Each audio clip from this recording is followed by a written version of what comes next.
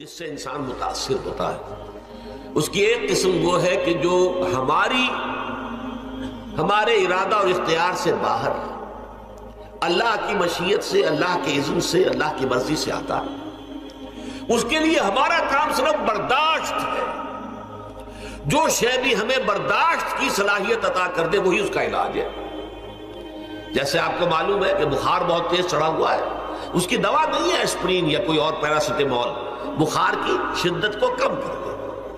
وہ کوئی علاج نہیں ہے۔ علاج تو ہوگا اگر معلوم ہو کہ کون سے جراثیم ہے، کس کی وجہ سے ہے، اس کا صحیح اینٹی بائیوٹک کون سا ہے، وہ علاج ہوگا۔ یہ علاج نہیں ہے، لیکن اس کی شدت کی کمی اور اس کے اندر جو احساس ہے جھیل جانے کا، وہ انسان کے لیے آسان ہو جاتا ہے۔ یہی مضمون آیا ہے سورہ حدید میں بھی، ما اصاب من مصیبت فی الارض ولا فی انفسکم، یہاں کھول دیا اس مضمون کو۔ میں نے عرض کیا تھا نا کہ یہ آفت سماوی بڑے پیمانے پر بھی ہو سکتی ہے، زمین میں یعنی زلزلہ آ گیا، فلڈ آ گیا، طوفان آ گیا، ولا فی انفسکم، خاص تمہاری جان میں، تمہیں بخار ہو گیا، تمہیں ٹی وی لگ گئی، تمہیں کوئی اور بیماری آ گئی، تمہیں کینسر ہو گیا، معاذ اللہ ہوتا ہے، آخر ہوتا ہے، دنیا میں انسانی زندگی کے ساتھ یہ ساری چیزیں لگی ہوئی ہیں۔ لیکن یہ چیزیں ما اصاب من مصیبت فی الارض ولا فی انفسکم، نہیں پڑتی تم پر کوئی پڑنے والی کوئی مصیبت، کوئی تکلیف، نہ پوری زمین میں بڑے پیمانے پر، نہ تمہاری جانوں میں انفرادی سطح پر، الا فی کتاب من قبل ان نبرأھا، مگر یہ کہ وہ تو ایک کتاب میں، کتاب اللہ کے علم کی کتاب، ام الکتاب، اس میں پہلے سے درج موجود ہے۔ یہ الٹ اپ نہیں ہو گیا، یہ اچانک نہیں ہو گیا۔ آپ اچانک سمجھتے ہیں کہ صاحب میں تو جا رہا تھا، اچانک ٹرک نے آ کے مجھے دھکا مار دیا۔ اچانک کوئی شے یہاں نہیں ہوتی، اس کائنات میں پتہ تک نہیں ہلتا جب تک کہ اذن رب نہ ہو۔ اچانک کا کیا سوال ہے؟ تو در حقیقت جو ہوتا ہے وہ اللہ تعالیٰ کے علم میں پہلے سے ہے، علم میں کامل، ما کان وما یکون، جو کچھ ہوا ہے، جو کچھ ہوگا، مستقبل، ماضی، کل کا کل آن واحد میں اللہ کے علم میں موجود ہے۔ لہذا یہاں اچانک کچھ نہیں ہوتا، جو بھی آیا ہے اللہ کے علم سے آیا، اور یہ پہلے سے اللہ کے علم کے اندر موجود تھا، لکھا ہوا تھا، الا فی کتاب من قبل ان نبرأھا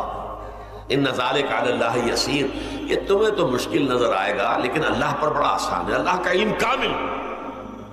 ما کانا ما یکون کو آوی ہے،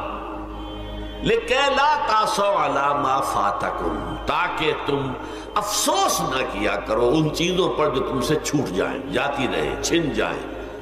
کوئی موقع تھا ہاتھ سے نکل گیا، کوئی دولت تھی اس پر ڈاکہ پڑ گیا،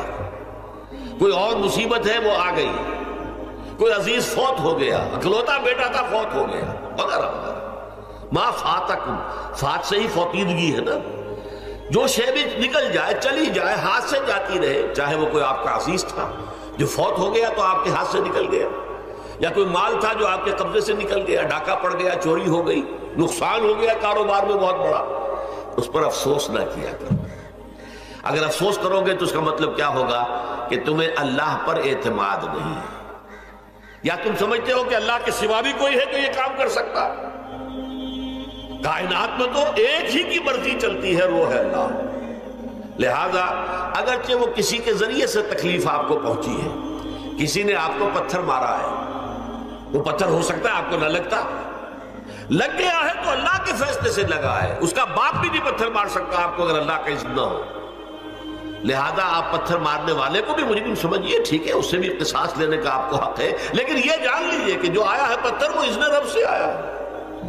اب ظاہر بات ہے کہ اگر یہ کیفیت ہوگی تو غصہ اتنا نہیں ہوگا اس شخص پر کہ جس نے یہ کام کیا ہے، بلکہ ہو سکتا ہے آدمی مسکرا کے رہ جائے، جیسے کہ وہ میں واقعہ سناتا رہا ہوں اپنے دروس میں کہ ایک درویش منش آدمی جا رہا تھا، جو رب کرے سو ہو، جو رب کرے سو ہو، جو رب کرے سو ہو، کسی شخص نے پتھر اٹھا کر دے مارا، اس کے سر پہ لگ گیا کہ اس نے پیچھے پلٹ کر دیکھا کس نے مارا ہے، اس نے کہا مجھے کیا دیکھتے ہو، جو رب کرے سو ہو، یہ تو رب کے مارے سے۔ اس نے کہا مجھے تو یہ پتھر رب کے مارے ہی لگا ہے، لیکن میں دیکھ یہ رہا تھا بیچ میں کس کا منہ کالا ہو گیا، اپنے لیے کس نے ایک گناہ کما لیا، اپنے لیے کس نے ایک مصیبت جو ہے وہ مول لے لی، وہ بیچ میں تم آ گئے ہو، پتھر اللہ کی طرف سے آیا، لیکن اس کا عذاب، اس کا وبال تم پر آ گیا۔